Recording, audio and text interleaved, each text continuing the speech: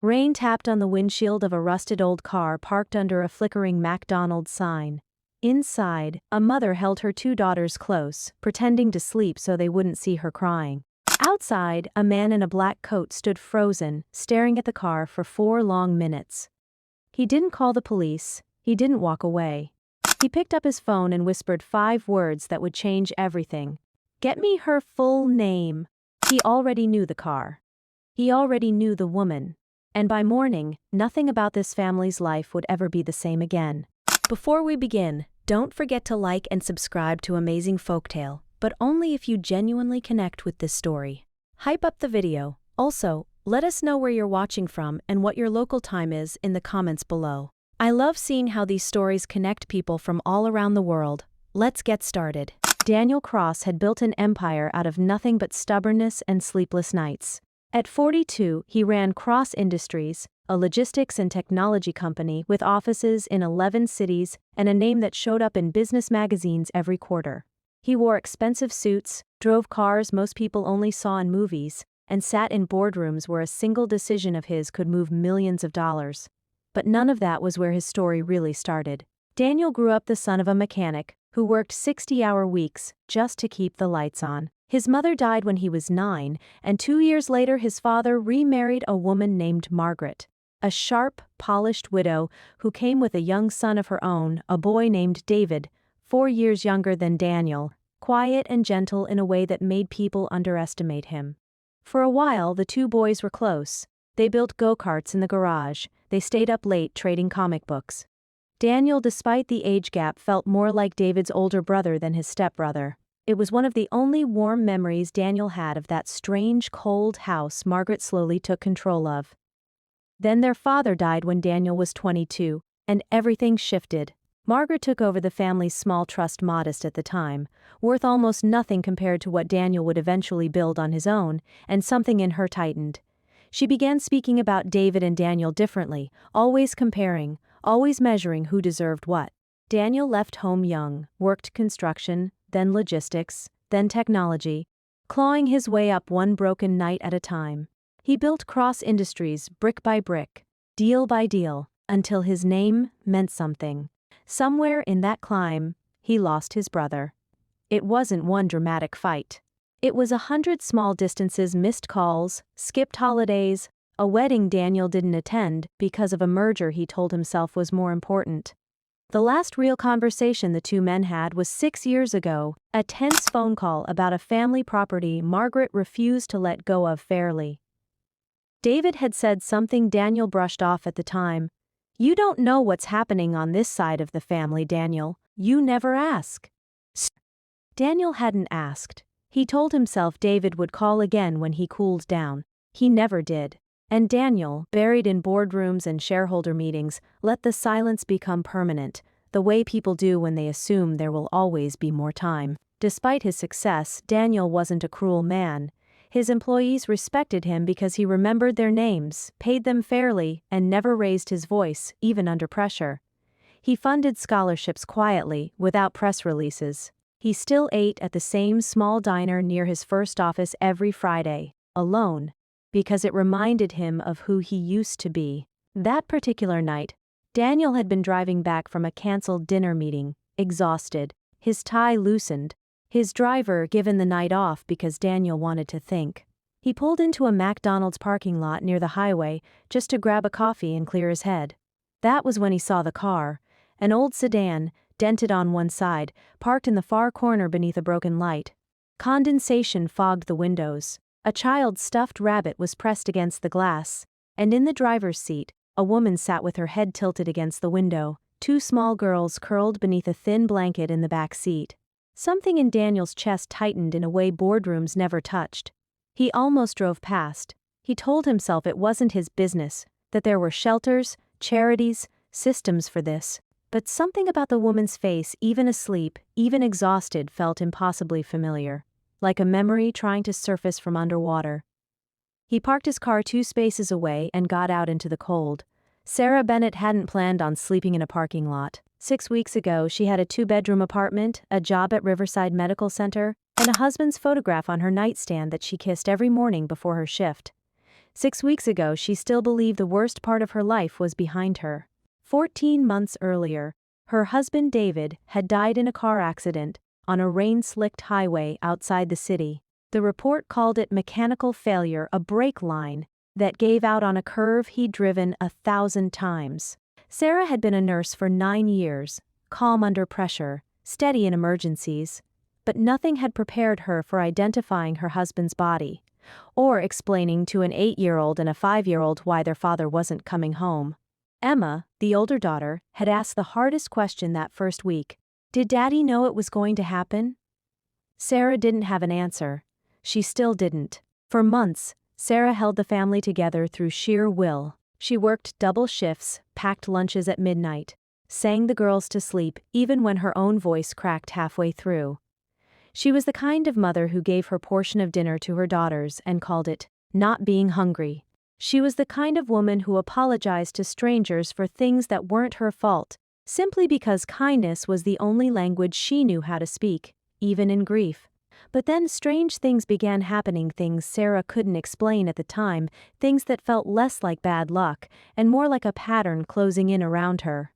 She applied to 22 nursing positions across the city. All 22 rejected her, several within hours of applying, despite her spotless record and years of experience. One hospital HR representative, clearly uncomfortable, let something slip during a phone call. "I'm sorry, Mrs. Bennett, we were told not to move forward with your application." Told by whom, Sarah had no idea. She assumed it was a clerical error, a bad reference, bad luck. She had no reason yet to think otherwise. Then her landlord, without warning, ended her lease 3 months early even though her rent was always on time, and handed back her full deposit without being asked. More generosity than any landlord Sarah had ever known. At the time she felt only confusion and a strange, unplaceable unease. Twice, she noticed a woman in a gray coat standing near her old apartment building, never speaking, never approaching, simply watching. Emma, only 8 but sharper than most adults gave her credit for, began calling her the Gray Lady in the quiet way children give names to things that frighten them without understanding why. Then came the final blow. David's life insurance policy, which should have provided for Sarah and the girls, was suddenly frozen pending further investigation, despite the case having been closed by the state for over a year. No one could explain why. No one returned her calls. Within 6 weeks, Sarah had no job, no apartment, and no answers. She sold her wedding ring at a pawn shop for $340 the same day the insurance company sent its second denial letter, and told herself it was temporary. She told her daughters they were camping, turning desperation into a story small enough for a 5-year-old to hold without breaking. She kept one small key on a chain around her neck, something David had given her before he died. She told Emma it didn't open anything anymore. She wasn't sure that was true. She was afraid to find out. That night, parked outside the McDonald's, exhausted past the point of fear, Sarah had finally let her eyes close, not sleeping, exactly, just resting behind closed lids, listening to her daughters breathe. She didn't know a stranger in an expensive coat was about to change the direction of her entire life, and she didn't know, not yet, that the man standing outside her car window carried her late husband's blood in his veins. Margaret Cross had a talent most people mistook for grace. She could walk into any room and make it hers within minutes. At the annual Cross Family Foundation Gala, held in a glass-ceilinged ballroom overlooking the city, she stood at the center of a small crowd of donors, dressed in pale silver, her voice warm and practiced. After the accident, David's death, it broke this family, she told a reporter, dabbing delicately at a dry eye. But we've tried to stay close. Tried to keep what's left of us together. The reporter nodded sympathetically and wrote down every word. No one in that ballroom knew that 30 minutes earlier, in a private office down the hall, Margaret had made a very different kind of phone call. "The nurse's personnel file needs to stay sealed," she'd said quietly into her phone, staring out over the city lights. "I don't care what department is asking, understood?" The person on the other end must have agreed, because Margaret hung up without waiting for a reply and returned to the gala floor with her charity smile perfectly back in place. Margaret had controlled the Cross family trust since her husband's death 2 decades earlier, a role she'd taken quietly, competently, and had never once considered giving up. When Daniel built his empire independently, that had been fine with her. His success made the family name shine without requiring her to share control of anything that actually mattered. David, however, was different. David had asked questions. David had wanted transparency about the trust's finances. David had, 4 months before his death, quietly changed his own personal will, a fact Margaret had discovered almost by accident, through a lawyer's assistant who mentioned it in passing and then regretted it for the rest of her career. David hadn't told Margaret what the new will said. He hadn't told Daniel either. He'd only told Sarah, late one night, holding her hand across the kitchen table, "If anything ever happens to me, promise me you'll fight for what's ours. Don't let anyone tell you the girls don't deserve it." Sarah had laughed it off at the time, assuming it was simply her husband being cautious, the way people talk about wills and emergencies without truly believing they'll ever matter. She hadn't understood the weight behind his eyes when he said it. Margaret was not, by nature, a woman who raised her voice or broke things in anger. Her cruelty was quieter than that, a redirected email here, a sealed file there, a phone call that ended a career before it could threaten hers. She believed, in the strange logic she had built for herself over decades, that she was protecting the family, not destroying it. She believed David had been careless with what the Cross name had built. She believed Sarah, a nurse from a modest background, had never truly belonged in that family, and that David's daughters, sweet as they were, represented a complication rather than an inheritance. She had spent 6 years quietly widening the gap between Daniel and David, feeding Daniel a story about his younger brother, ungrateful, distant, chose that woman over his own family. Carefully worded phrases dropped into conversation at just the right moments, until Daniel simply stopped reaching out, believing the silence was David's fault. She did not know, standing in that glass ballroom accepting applause for her generosity, that somewhere across the city, at that very hour, her carefully sealed silence had just cracked open in a McDonald's parking lot, and that the man walking towards Sarah Bennett's car was the one person on earth capable of undoing everything she had spent years building. Daniel knocked gently on the fogged window, careful not to startle anyone inside. Sarah's eyes snapped open with the practiced alertness of someone who had learned, in 6 weeks, to never fully sleep. She saw a tall man in an expensive coat standing in the rain, and for one terrified second, she thought he was there to move them along. Or worse, to call the police and have her children taken from her. She rolled the window down 2 inches. "We're leaving," she said quickly. "We're not causing trouble, please." "I'm not asking you to leave," Daniel said. Then he paused, studying her face in the dim light, something tightening behind his eyes. "I'm sorry, you look like someone I used to know." Sarah's expression shifted, just slightly, from fear to something colder, more guarded. "I don't think we've met." But she was lying, and both of them seemed to sense it. In the back seat, Emma had woken up too and was watching the stranger through half-closed eyes, memorizing details the way children do, without realizing it, the stitched initials on the inside of his coat pocket, the way he kept glancing at her mother, like he was trying to solve a puzzle, the fact that he never once looked annoyed, only worried. Daniel offered them a hotel room for the night, no conditions, no explanation needed. Sarah refused twice, out of pride, out of fear, out of the exhaustion of trusting strangers who so often turned out to want something in return. But when Lily, the younger girl, began coughing in her sleep, something in Sarah's resolve cracked, and she finally agreed for her daughters, not for herself. Daniel followed them to the hotel in his own car, checked them into a warm room himself, and left without asking for a name or a phone number. But before he drove away, sitting alone in his car in the hotel parking lot, he picked up his phone and called an old contact from his security team. "I need everything you can find on a woman named Sarah Bennett," he said. "Tonight, if possible." He didn't fully understand yet why his hands were shaking as he said it. He only knew that the woman's eyes, when she'd looked at him through that car window, had reminded him unmistakably of his brother's wedding photographs he hadn't looked at in 6 years, because looking at them meant admitting how much distance he had let grow between himself and David. By morning, the file was on his desk. It took him 4 minutes to understand what he was looking at, and another 10 to stop staring at the name on the marriage certificate photocopied inside it. Sarah Bennett, married to David Cross. 2 daughters, Emma Cross, Lily Cross. Daniel sat frozen in his office chair, the city waking up beneath his window, and understood with sudden, sickening clarity that the woman sleeping in a car outside a McDonald's the night before was his brother's widow, and that he had no idea his brother was even dead. He hadn't been told. No one had called him, no obituary had ever reached him. 6 years of silence, and somewhere in that silence, his own brother had died and been buried, and left behind 2 daughters Daniel had never once met. The question that gripped him wasn't only grief. It was something sharper, more urgent. Why did no one tell me? Daniel didn't sleep that night.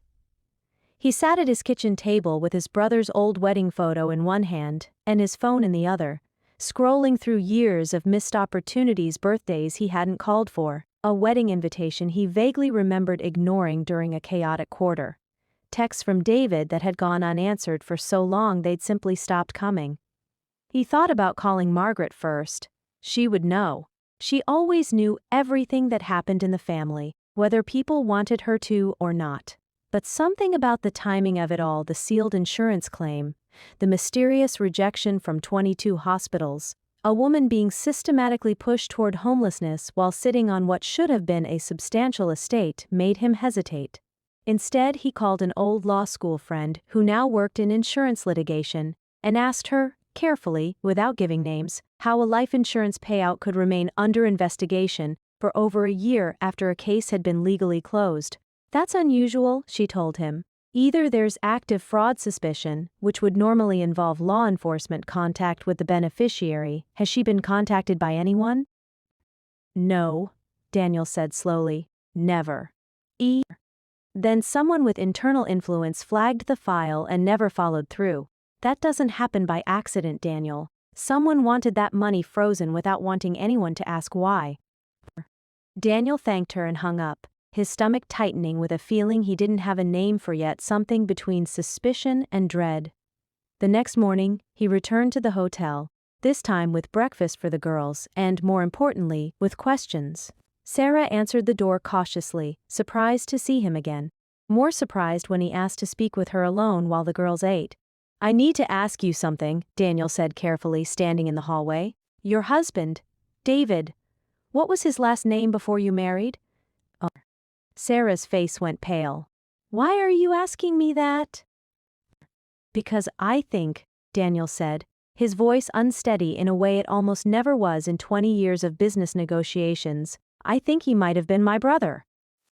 The silence that followed lasted long enough for Emma, listening through the cracked hotel door, to feel the air in the hallway change completely. Sarah's hand went to the small key hanging around her neck, an old, unconscious habit. David Cross, she said finally, watching Daniel's face carefully. He told me once he had a brother, a very successful one. He said you two hadn't spoken in years. 6 years, Daniel confirmed quietly. I didn't know he'd died. No one told me. There was no call, no message, nothing. I found out from a personnel file I requested last night. Sarah's eyes filled slowly, not with tears exactly, but with something harder, anger, buried under exhaustion. He tried to reach you, she said. 2 years ago, he wrote you an email. He told me about it that same night. He said the subject line was something like, "You need to know about your niece." He waited weeks for a response. It never came. Daniel felt something in his chest cave inward. He remembered vaguely, distantly, an email from David sitting unread in an inbox buried under thousands of others, assumed at the time to be another argument about the family trust, dismissed the way he'd dismissed so many things from David in those final years. He hadn't opened it, he still hadn't opened it. I need you to understand something, Daniel said slowly, forcing his voice to stay steady even as everything inside him was unraveling. I didn't know about you. I didn't know about your daughters. And now I'm looking at a woman who was David's wife, my own family, sleeping in a parking lot with his children, while my stepmother stood on a stage 2 nights ago telling reporters how close our family has stayed. Or, Sarah's jaw tightened. Your stepmother knows exactly who I am, she said quietly. She's known since the funeral. She sat in the front row and never once offered us anything, not a phone call, not a dollar, nothing. Daniel's hands curled slowly into fists at his sides. Something that had been asleep in him for 6 years, a protectiveness he hadn't used since childhood, since building go-karts in a garage with a boy who used to be his best friend, was waking up. Sharp and furious. Then I think, he said, it's time somebody finally asked her why. What Daniel didn't yet know was how deep the rot went. He hired a private investigator that same afternoon, not connected to his usual security team. Someone independent, someone Margaret couldn't easily trace back to him. Within 3 days, disturbing patterns began surfacing. David's death, ruled a simple case of mechanical failure 14 months earlier, had one detail no one had ever questioned publicly. The mechanic listed on the final inspection report, a man named Russell Hayes, had officially retired 8 months before the date on the report he supposedly signed. Officer Renata Diaz, a detective who had handled dozens of accident cases and had a habit of double-checking paperwork nobody else bothered to read twice, was the one who first flagged the inconsistency when Daniel quietly requested the file reopened. This isn't a clerical mistake, Renata told Daniel over the phone, her voice careful, professional, but clearly troubled. Someone forged a signature on an official accident report. That's not something that happens by accident, Mr. Cross. Meanwhile, Sarah's own small world was quietly narrowing further. She tried, twice, to find a bed at a family shelter downtown, only to be told both times that her name appeared in a pending fraud investigation flag in the shelter's intake system, an explanation no one could clarify, an accusation with no paperwork behind it, filed by someone with enough influence to plant it invisibly and disappear. Who reports a homeless mother for fraud? Sarah asked Daniel, sitting in the hotel room he'd insisted on paying for, her voice shaking with something between disbelief and rage. I have nothing left to commit fraud with. Daniel didn't have an answer yet, but he had a growing, sickening suspicion, and it had a name. That suspicion sharpened further when his assistant, digging quietly through years of trust account records at Daniel's request, discovered a pattern of consulting fees wired monthly for over a year to a private investigation firm, a firm, it turned out, that specialized in surveillance. The payments traced directly back to an account Margaret personally controlled. The same investigation firm, cross-referenced against Sarah's description of the woman in the gray coat who'd watched her old apartment building for weeks, matched almost perfectly. Daniel sat with that information for a long time before he brought it to Sarah. He didn't want it to be true. Some small, stubborn part of him still wanted to believe his stepmother, whatever her flaws, wouldn't go this far. But then came the moment that shattered whatever was left of his doubt. Emma, playing quietly in the corner of the hotel room with a broken toy phone her mother had bought second-hand years ago, pressed it to her ear and whispered into it the way children do when they think no one's listening. Hi, Daddy, I miss you, she said softly. But I'm a little mad at you. You should have told Uncle Daniel before you. She stopped, glancing guiltily at her mother, unsure if she was allowed to keep talking about it. Sarah froze. Daniel, standing near the window, turned slowly. Emma? Sarah said carefully, kneeling beside her daughter. What do you mean, sweetheart? Told Uncle Daniel what? Emma looked down at the broken toy phone in her small hands. Daddy said he sent Uncle Daniel a letter about me and Lily, she said quietly. He said if Uncle Daniel ever answered, we'd finally have a real family again. He was really sad when he never answered. The room went completely silent except for the hum of the air conditioner. Daniel crouched down slowly to Emma's level, his throat tight in a way it hadn't been since his own father's funeral 20 years earlier. I'm so sorry, he said quietly. I never got the chance to answer him properly, but I'm going to make this right. I promise you that. Emma studied him for a long moment with the unnervingly serious eyes of a child who had learned, far too young, how to tell when an adult was lying. Okay, she said finally. I believe you. But don't be like the letter people. Daniel didn't fully understand what she meant. He would. Very soon. The call from Detective Renata Diaz came 4 days later, and it changed the entire shape of the story. Mr. Cross, she said, her voice low and deliberate, the tone of someone who had rehearsed exactly how to deliver news like this. We pulled the original brake line assembly from evidence storage. It was never disposed of, a small miracle of bureaucratic sloppiness, honestly. Our forensic team ran a fresh analysis. Daniel gripped the phone tighter. And? The line wasn't worn through, Renata said. It was cut. Cleanly. Professionally. This wasn't mechanical failure, Mr. Cross. Your brother's death wasn't an accident. Daniel sat down slowly, the floor of his office suddenly feeling unsteady beneath him. 14 months of grief he hadn't even let himself fully feel, buried under work and distance and guilt, cracked open all at once into something far more dangerous: rage, cold and focused. Who? Was all he could manage to say. That's what we're working on, Renata said. But there's something else. The mechanic who signed off on the original report, Russell Hayes, the one who technically retired 8 months before the report was filed, we found him. He's alive. He's in another state. And he's terrified. It took another 2 days of careful, patient work from Renata's team before Russell Hayes agreed to speak. When he finally did, sitting in a small interview room 3 states away, his hands shaking around a paper cup of water, he told them everything. Someone paid me $20,000 to say the brake line failed on its own, he admitted, his voice barely above a whisper. I didn't ask questions. I needed the money. I told myself it was probably true anyway, that I was just confirming what already happened. I didn't know, I swear to God. I didn't know it meant covering up a murder. Who paid you? Renata asked. Russell shook his head. I never met them in person. It was all wired through an account. I don't know the name behind it. But Renata's financial investigators did. The account traced back through 2 shell layers before finally settling on a name that had been quietly funding it for over a year. Margaret Cross. Daniel received the news standing in his own office, staring out at the city he had spent 20 years building a life in, and felt something in him go very, very still. But there was one more detail in the financial trail that troubled Renata almost as much as Margaret's name: a second signature on the same shell account, added as a cosigner 6 years earlier, long before David's death. A name that had nothing to do with Margaret's usual circle of lawyers and accountants.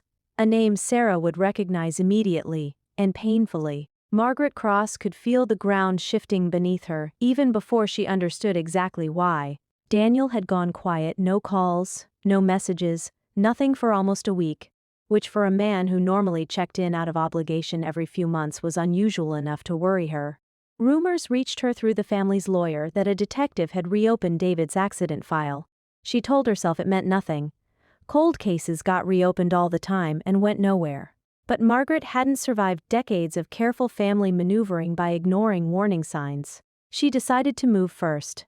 Within days, she filed an emergency custody petition, using Sarah's recent homelessness, the very homelessness Margaret herself had engineered through blocked job applications, a rushed eviction, and a falsified fraud flag as evidence that Sarah was an unfit mother, unable to provide stability for 2 young children.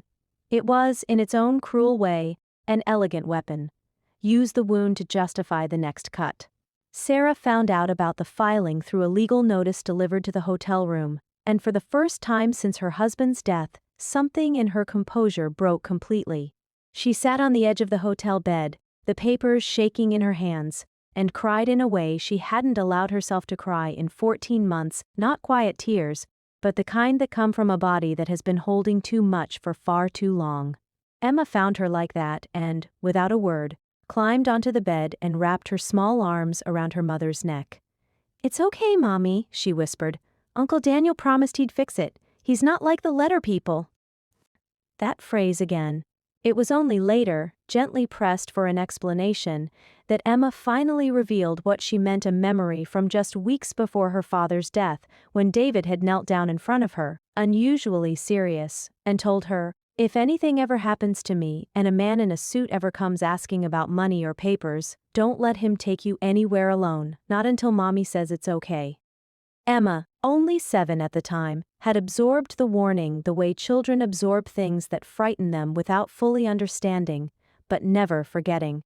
Daniel, meanwhile, had confronted Sarah about the custody filing, furious in a way that surprised even him. "This ends now," he said. "I don't care what it costs. I'm not letting her use the very damage she caused as a weapon against David's daughters." But Margaret wasn't finished. When she sensed the walls beginning to close in, she reached out to the one loose thread still connected to her, the second signature on the Shell account. A man named Pete Ellison, David's college roommate and one of the few people the Bennett family had trusted completely in the years after David's death. Pete had occasionally sent Sarah small amounts of money, called himself checking in on the girls, and had, without Sarah ever suspecting it, been quietly feeding Margaret information about Sarah's situation for over a year. "I need you to disappear for a while," Margaret told him over the phone, her voice tight with barely controlled panic. "If anyone asks you about the account, you know nothing. You were never involved." But Pete, unlike Margaret, had never known the full truth. He'd believed, or told himself he believed, that he was helping Margaret manage a messy inheritance situation for the family's sake, protecting the children from a complicated legal fight he assumed was about business, not blood. He had no idea his signature was attached to the very account that had paid off a mechanic to hide a murder. When Renata's investigators finally reached him, showing him the evidence, showing him what his signature had actually funded, Pete Ellison sat in stunned silence for nearly a full minute before he finally spoke. "I need a lawyer," he said quietly. "And then, I need to tell you everything." The final pieces came together faster once Pete began cooperating. He confirmed that Margaret had approached him roughly 18 months earlier, shortly after David quietly changed his will, worried about what the change might mean for the family trust she controlled. Pete, trusting her as a family elder and unaware of her true intentions, agreed to co-sign a private account for family legal expenses, believing it was simply a precaution. He didn't know, he insisted repeatedly, that any of it involved David's death. He believed, right up until Renata's team showed him the wire transfer dates, lined up against the accident report, that he had only ever helped manage awkward inheritance paperwork. "She told me David was trying to cut Daniel out completely," Pete said, shame thick in his voice. "She said she was trying to keep the peace in the family. I believed her because I wanted to believe her. It was easier than asking harder questions." With Pete's testimony, the financial trail, Russell Hayes' confession, and the forensic reanalysis of the brake line, Renata's team had enough to formally reopen David's death as a homicide investigation, with Margaret Cross named as the primary suspect in orchestrating it. There was still one missing piece, though the hardest kind of evidence to find after 14 months, something that placed Margaret, or someone acting on her direct orders, near David's car in the days before his death. That piece came from an unexpected place. Tom, the night shift employee at the very McDonald's where Sarah's car had been parked weeks earlier, had mentioned to Daniel in passing during one of Daniel's visits to thank the staff for calling him, instead of the police that first night, that the location wasn't the first time he'd noticed Sarah's car. He'd seen it 3 weeks earlier, in a different lot 2 towns over, where he used to work before transferring. That small detail sent investigators digging into surveillance footage retention across multiple locations, eventually leading them to an auto repair shop near David's old neighborhood one, whose security cameras, due to corporate policy requiring 90 days of stored footage, still had grainy but usable video from the week before David's accident. The footage, recovered just before it would have been automatically overwritten, showed a woman matching Margaret's description, meeting privately with Russell Hayes in the shop's back lot, late at night, 4 days before David's car went off the highway. It wasn't dramatic. It wasn't cinematic. It was simply 2 people talking quietly beside a car, captured by an ordinary security camera doing exactly what it was designed to do. But paired with the wire transfers, the forged signature, and Pete's testimony, it was enough. Renata called Daniel personally to deliver the news. "We have enough," she said simply. "It's time." The confrontation happened not in a courtroom, not yet. but in Margaret's own home, where Daniel arrived unannounced on a quiet Thursday evening, Renata and two other detectives waiting outside in unmarked cars.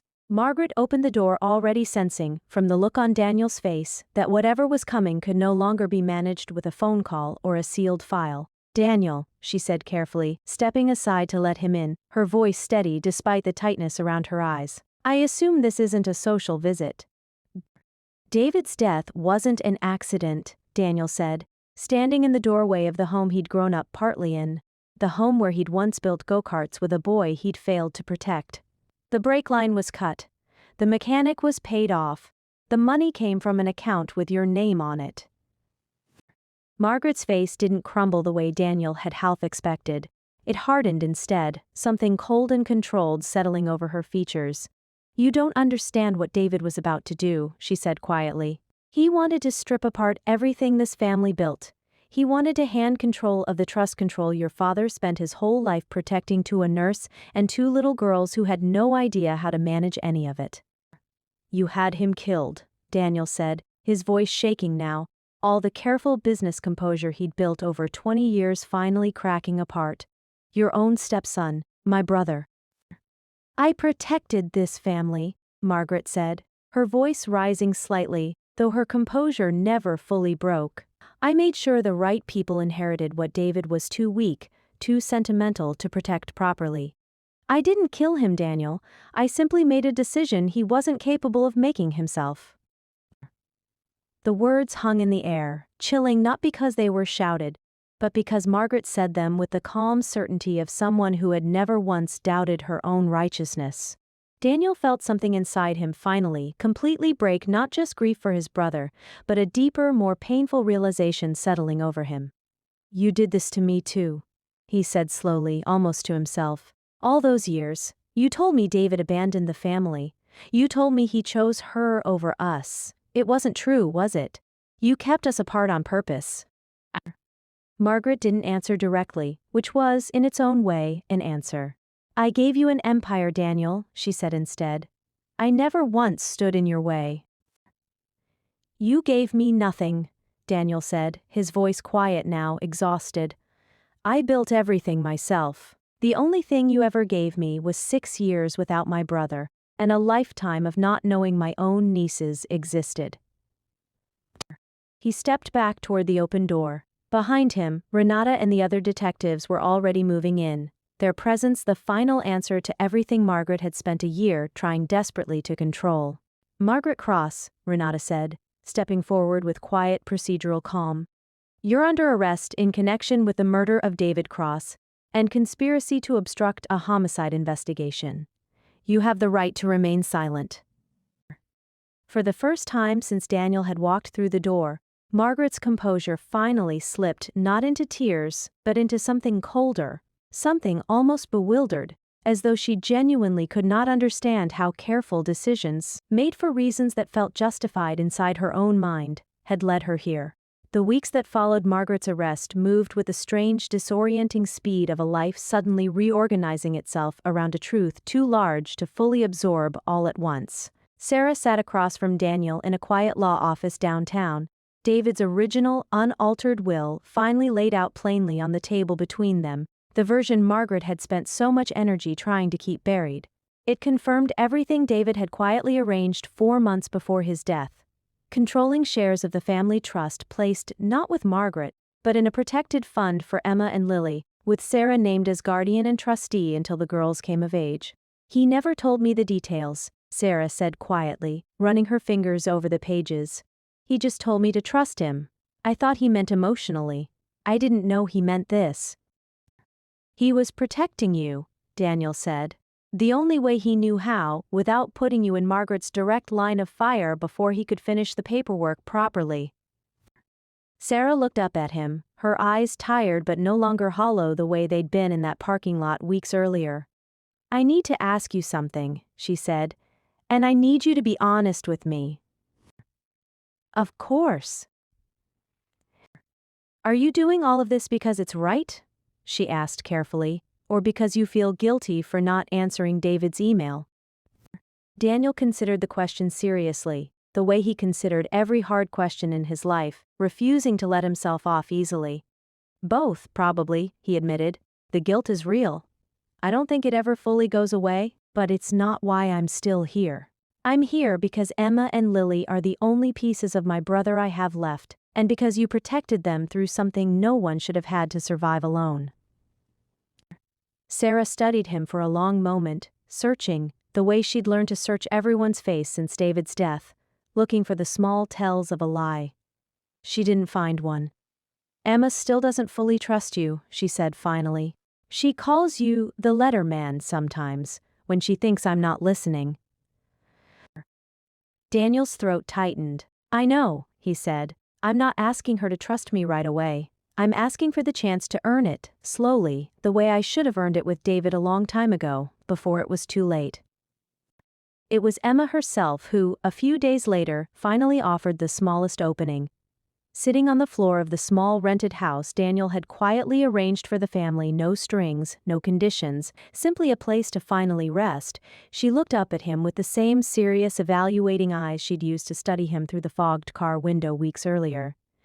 Did you really not know about us? She asked. I really didn't know, Daniel said honestly, sitting down carefully across from her. If I had, I would have come the very same day, I promise you that. Emma considered this for a long moment. Daddy said you were busy a lot, she said. But he also said you had a good heart, underneath all the busy. I hope I can prove he was right, Daniel said quietly. Emma nodded slowly, the small, serious nod of a child deciding cautiously to extend a little bit of trust. Okay, she said, but if you ever forget us again, I'm telling Detective Renata. Despite everything, despite 14 months of grief and 6 weeks of homelessness and a year of hidden betrayal finally dragged into the light, Daniel found himself laughing a real, unguarded laugh, the first one in longer than he could remember. Margaret Cross's trial moved through the courts over the following months, slower and far less cinematic than the confrontation that had exposed her, built instead on the patient, procedural weight of forensic evidence, financial records, and testimony from witnesses who had once been too afraid, or too manipulated, to speak. Russell Hayes, cooperating fully in exchange for a reduced sentence, confirmed under oath that he had been paid to falsify the accident report. Pete Ellison, visibly shaken on the stand, admitted his own unwitting role, expressing a regret that seemed, to those watching, painfully genuine. The surveillance footage from the repair shop, nearly lost to routine deletion if not for Tom's employer's ordinary 90-day retention policy, placed Margaret firmly at the scene days before David's death. The jury took less than 6 hours to reach their verdict: guilty of conspiracy to commit murder, guilty of obstruction of justice, guilty of witness tampering. The judge, citing the calculated, prolonged nature of the crime, not a single act of desperation, but a deliberate campaign carried out over more than a year, sentenced Margaret to life in prison, without the possibility of parole for at least 25 years. Outside the courthouse, reporters who had once praised Margaret's public generosity now scrambled to cover her downfall. The same glass-ceilinged ballroom where she'd once accepted applause, now the subject of headlines about fraud and family betrayal. The Cross Family Foundation quietly rebranded under new leadership within the year, distancing itself entirely from the name that had built it.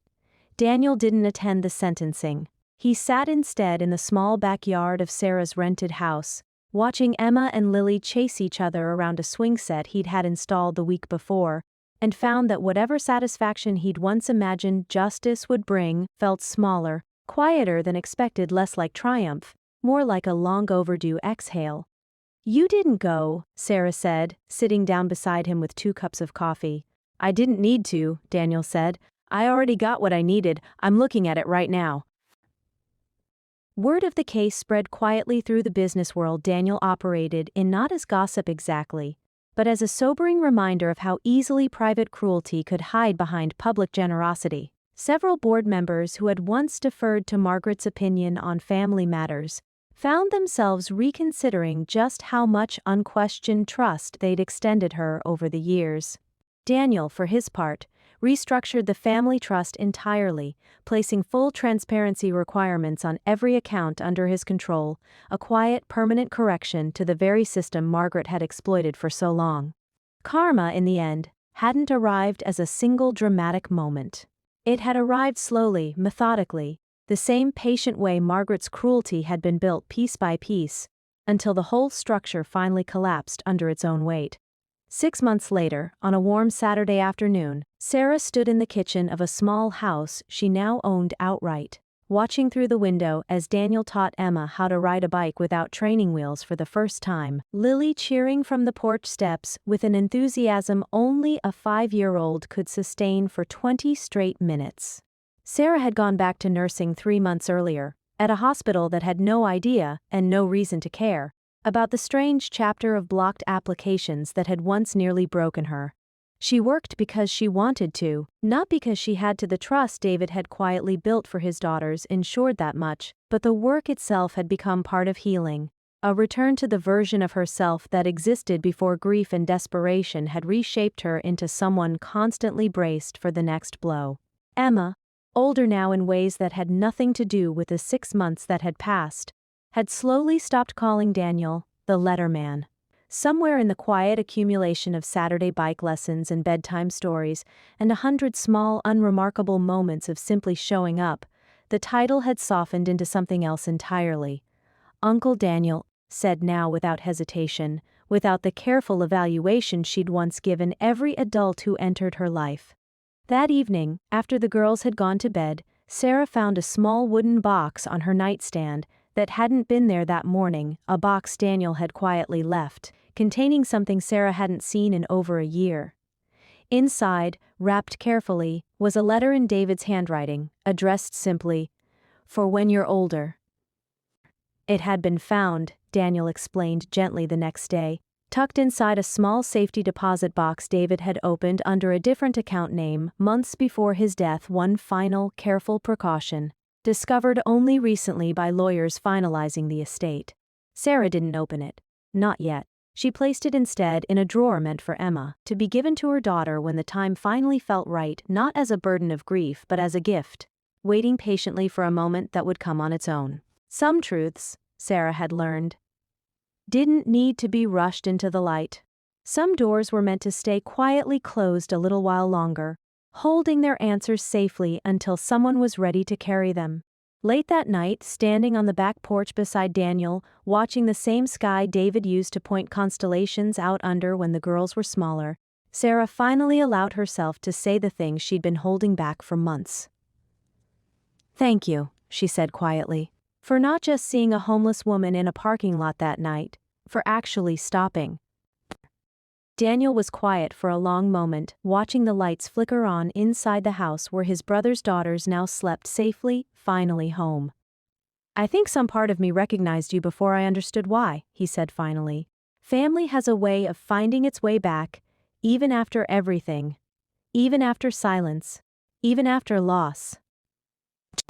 Somewhere above them, the same stars David once pointed out to his daughters kept shining quietly, patient and unhurried, the way truth so often is waiting, even in the darkest parking lots, for someone brave enough to finally stop the car and look closer.